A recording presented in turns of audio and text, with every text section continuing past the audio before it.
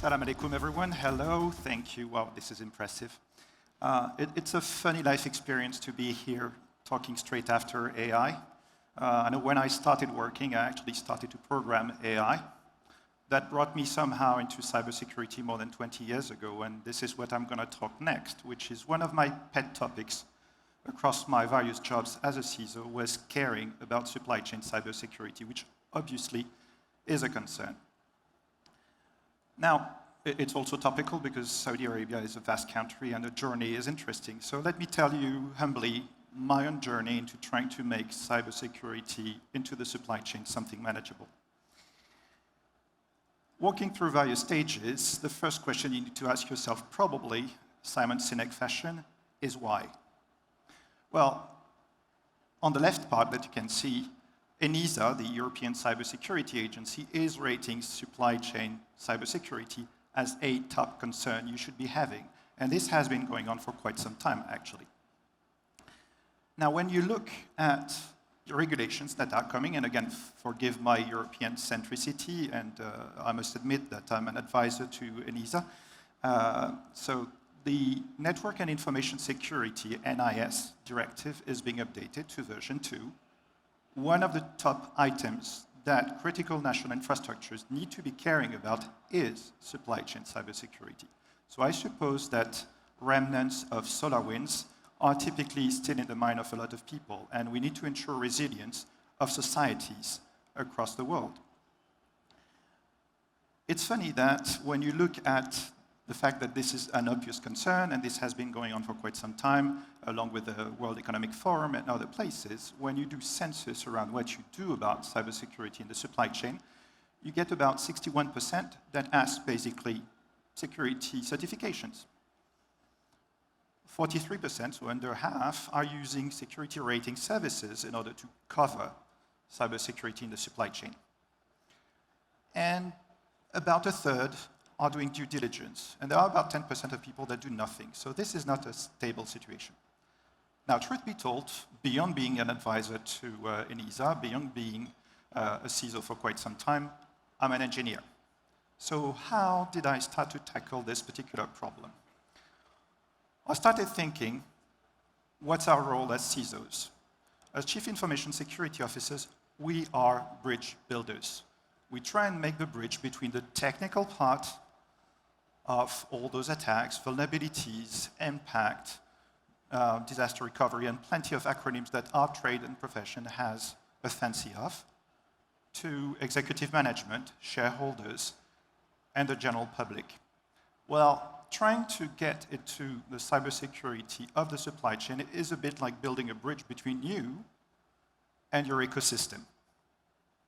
Now, that bridge may be small or big, depending on you've got a big partner or a small partner. So, of course, the size and the type of the bridge is probably going to be a bit different. But I felt very comfortable in the idea that, as a CISO, I relate to try and building bridges. Now, the point being, building bridges is cool, but don't try and build bridges out of the middle of nowhere. That will serve no purpose. So definitely, when you build a bridge, it needs to be adapted to the situation. And that was the obsessing factor that I had in trying to draft a plan. Now again, engineers can be quite dumb, and I was no different. So I started overanalyzing what I needed to do. How do I make a fit-for-purpose bridge in order to make that relationship with that supplier? How wide, how long, how complex do I need to make it? Plus the fact that the other side of the bridge is completely out of my area of control. So I cannot do the kind of protective measures that I have. I have to go there, but I go there every once in a while. So how the heck can I do that?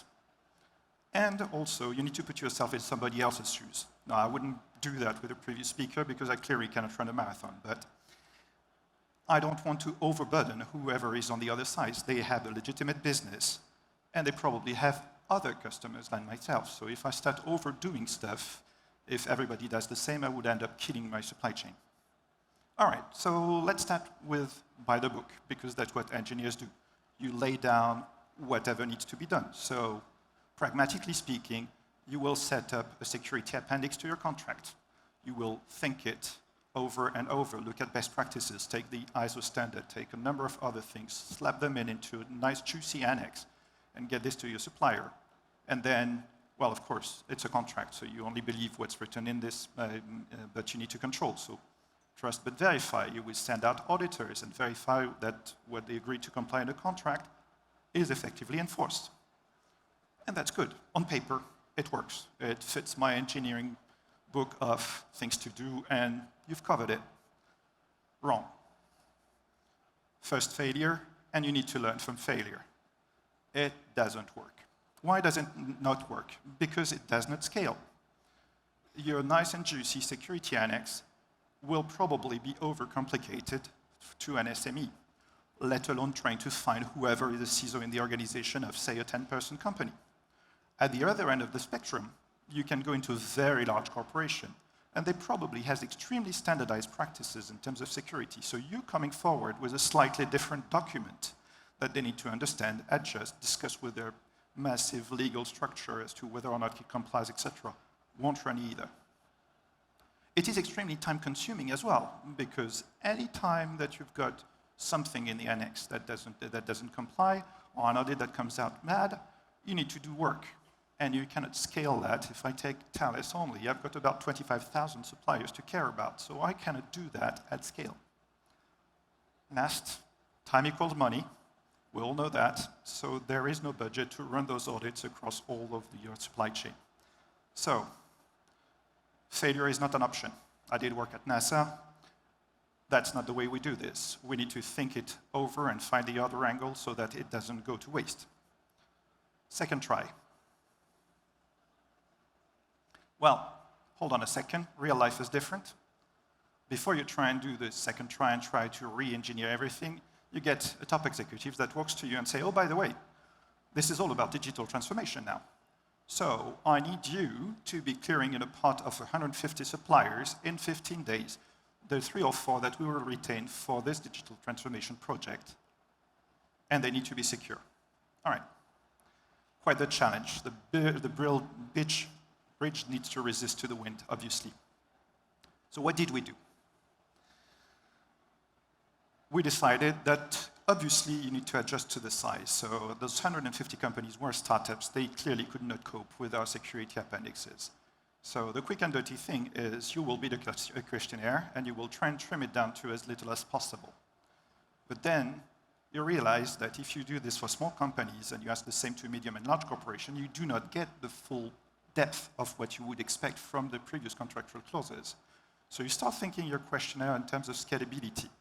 Small questionnaires for small companies, larger questionnaires for larger companies, and very big questionnaires for very big companies that can afford to have the certifications, right? So one size doesn't fit all. Good news is this worked. We managed to get the challenge of those companies 150 in 2 weeks. And it managed to scale up, and it looked like it was working. So how do we build on the success? Well, if you want to accelerate and you've got a process that looks kind of working, there are plenty of things that you need to be trying in order to get there. Typically, you can start with sharing with people. You can start with sharing the network the way that we're doing here at Black Hat. You can explain and say, this was successful, how did you do this, and learn from the others. And this is quite a strength. I never enough encourage this for everything and anything. And a bit earlier, we had the FBI presenting on how to share on incidents. Definitely, I think this is a way forward. Second thing, if the process works, automate it. Industrialize it. Make sure that it runs faster, smoother, and more effectively. Third idea, how about those market ratings? Because they do this at scale, right? They've got some kind of secret sauce. They do internet scanning, a bit of code logic, lurking into the dark web. So that looked interesting. Well, all right, enough spoilers. The first 2 worked. The last one, let me dwell into this for a second. So I ran an audit with one of those rating companies, actually several of them, against my whole supplier base, hoping that it would actually speed me up. The outcome is misalignment. I'm not sure this bridge ever worked. 87% ended up with a low rating. When you're faced with that kind of a number, you cannot get rid of 80% of your suppliers. You cannot raise up 87% of your supplier on a case-by-case basis, so this is unmanageable. You get into despair, the valley of despair, the proverbial valley of despair. So, pick yourself up, start thinking, what do I need to do in order to make this work?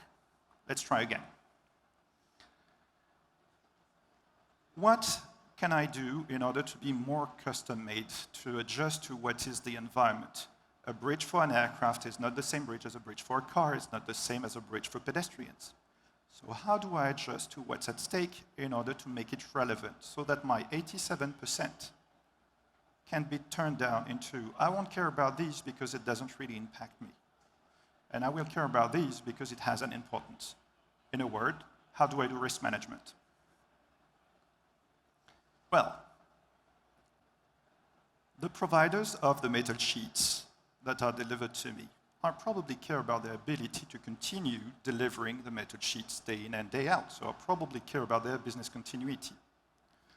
The people that do software for me and deliver software packages, e.g. SolarWinds or other, I probably care about what is their CI/CD, SDLC, so secure development lifecycle, security of coding kind of thing, and how securely they deliver this thing to me. So instead of just having the core questionnaire, let's build tailored questionnaire to all the parties. Let's also make it relevant. I told about large-scale companies. If you talk to a cloud operator, they probably will not really care about what runs on them. If you talk about a SaaS company, probably stupid to ask them whether their server are in a secure enclosure and what are the physical constraints to this. So the idea is really to tailor your questionnaire depending on how risky is the partner and what they're doing for you and what they really are that are doing that is relevant to you.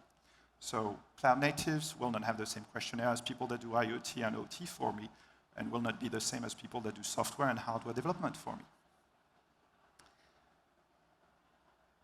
So this takes me into a long process, which is, first of all, what's the cyber risk exposure of the company? Second, as part of my bidding process, let's make clear that cybersecurity is a criteria. It's not a stupid criteria. I won't ask for a pass or fail, but I will look at my various providers in terms of how mature they are versus the service they're delivering to me. Which brings me to, depending on all this, a light questionnaire, a full questionnaire, or a full questionnaire with evidence on site. Light questionnaire means roughly 50 questions. That's not the end of the world, right? If you go into full questionnaire, you will go around 200 plus questions, which is kind of a big deal. But the bottom line is make this valid for whoever is at the other side. So whenever they go out my process, they will get an action plan in order to get them into the proper path for me selfishly as to what they deliver.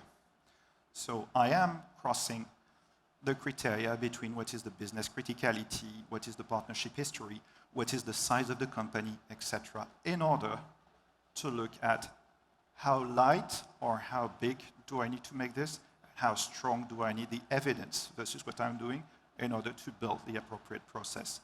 That's how I can manage risk management, take the appropriate risk level, and make this progressive for everyone in terms of delivering a plan that secures my environment.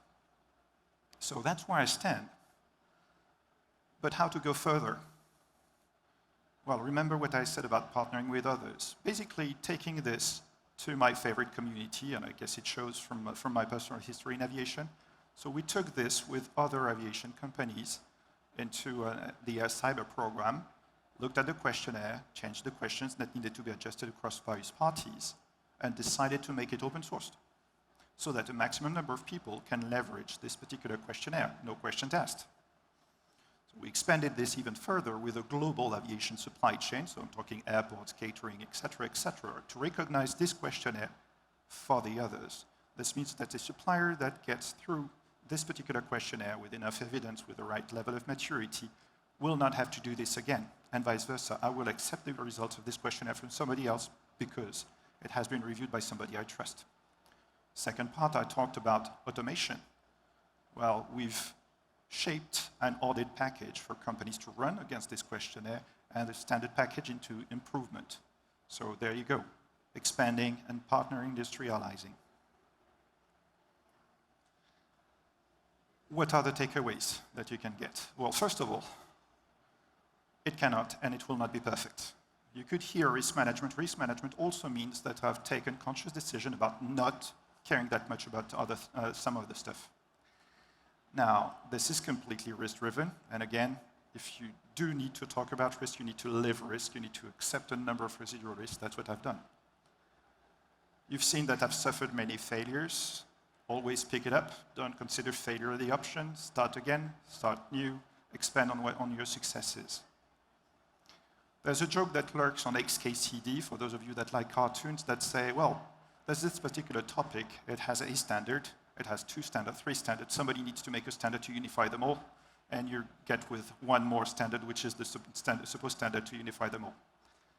My concern was to make sure that if I create something, a maximum number of people can use it. So open sourcing was important, and advocating for using the same standard is for me tremendously important, so that suppliers are not pressured by getting thousands of standards onto their face. Now, remain very, very humble. I'm just sharing my journey, and your experience might be different. I'm just happy that it worked on my end, and this is how we continue doing business. You could hear, please be careful about using market ratings company. They are useful. They will give you a tone. They will give you an opportunity to engage. Don't take the grade as if it was your favorite kids going to school and getting a bad mark. Most generally speaking, you need to engage with whoever there and try and understand what the grading is for. And that's the major value they've got, as opposed to taking this as absolute truth. I do want to live with something that is bite-sized, because questionnaires can be dense. I had a question yesterday from an employee that said, do I need to read the information security policy? I said, yes, of course. Do you want something to help you sleep with that? So a takeaway for you in 3 items.